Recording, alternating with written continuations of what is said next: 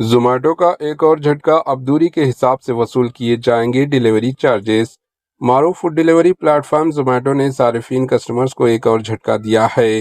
نقصان کو کم کرنے کی کوشش کے طور پر کمپنی نے نئی فیس عائد کرنی شروع کی ہے۔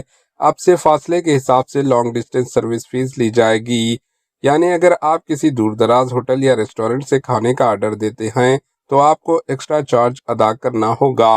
4 کلومیٹر سے زیادہ فاصلے پر واقع ریسٹورنٹ سے آرڈر کرنے پر زومیٹو کی نئی لانگ ڈسٹینس سروس لاگو ہوگی۔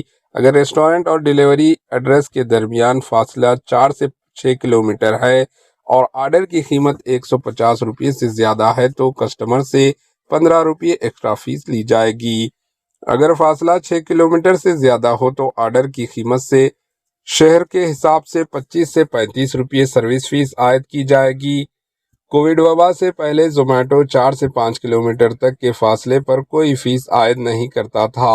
وبا کے دوران جب کئی ریسٹورنٹس عارضی طور پر بند ہو گئے تو کمپنی نے ڈیلیوری کی حد کی 15 کلومیٹر تک بڑھا دیا تھا۔